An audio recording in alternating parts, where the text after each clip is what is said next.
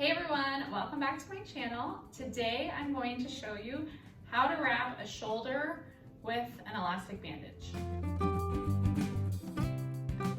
So today we have my mom here, she's going to be my model. This shoulder wrap is called a shoulder spica wrap or a figure 8 wrap, and you will see the pattern that goes over the shoulder joint as we wrap it. This type of wrap is useful for any type of shoulder injury from a sport, after golfing, volleyball, any sort of strain. It can help reduce pain, swelling, and just provide some comfort as that area heals.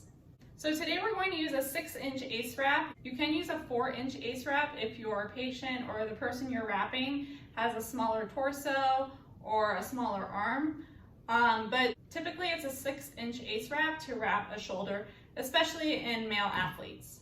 So ideally you want to wrap directly over the skin, but if they are wearing a tight-fitted t-shirt or a tank top, that will work as well. You just want to get the wrap as closely to the skin as possible to apply that compression and that comfort. If you're wearing baggy clothing or anything loose, that's going to take away from that compression. Okay, so to wrap your patient's shoulder, you're going to position them with their hand on their hip. So go ahead and put your hand on your hip. And this is called a teacup position. This will position the shoulder in a good position to wrap it. So this elastic bandage has Velcro to secure it.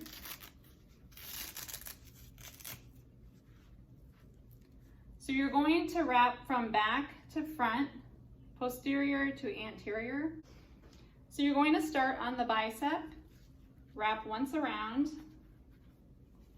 If you have the Velcro, you can secure it. Add a little bit of tension, but not too much. You don't want it to be too tight.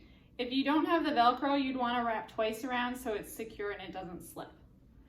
And then you're going to go over the shoulder joint.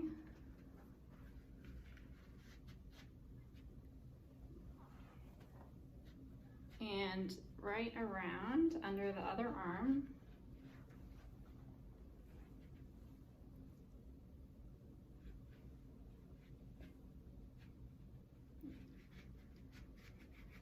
And then you're going to start coming down again. So it's a crisscross. Just turn you a little bit here, Michelle.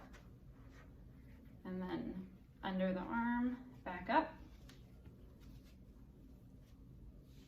Applying more padding to the shoulder here, and we're getting a good figure 8 position.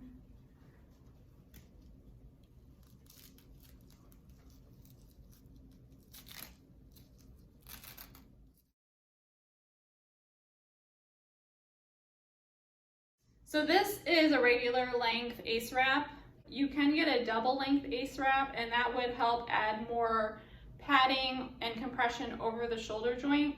You can also put some padding, like some 4x4 gauze underneath this to add more support and protection.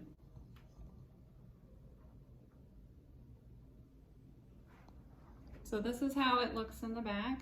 Just wraps around. And we'll spin you around here. So this is just a basic shoulder wrap for comfort and compression. If it's an athlete, you would want to secure it better with some tape. You can use that stretchy Me-Fix that attaches to itself, wrap around in the same pattern, but making sure you're not wrapping too tight. And then you can secure it with some white tape over top. So I'll just demonstrate how you can secure the bandage a little better with some tape. And that'll prevent it from sliding or moving.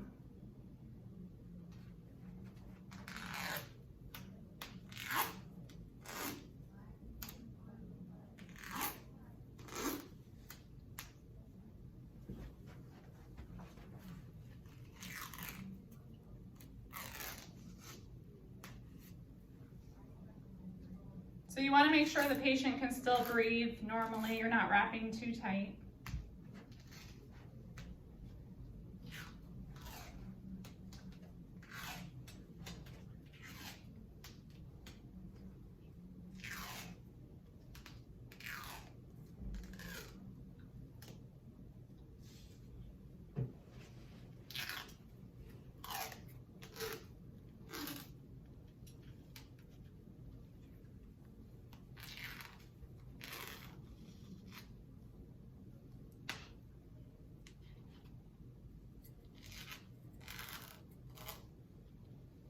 And then you can just secure it in place.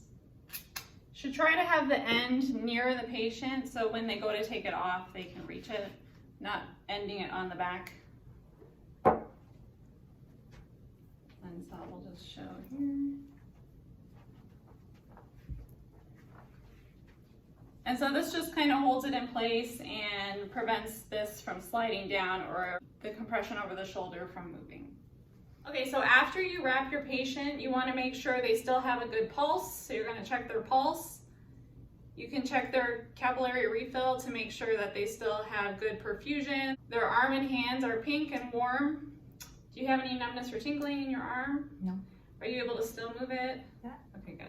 And how does it feel? It feels secure. Okay. Even better with the tape. Okay, good. So if the patient isn't having any pain, any numbness, tingling, everything looks good on your assessment, then you've applied this wrap in an effective way.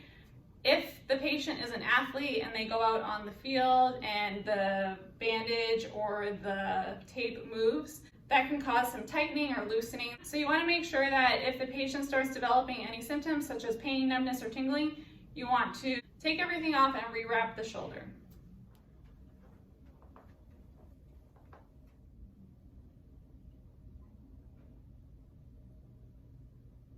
All right, everyone, so if you found this video helpful, please give it a thumbs up. Please don't forget to subscribe to my channel, hit the notification bell so you get all my new videos. Thank you so much for watching, and I'll see you in my next video.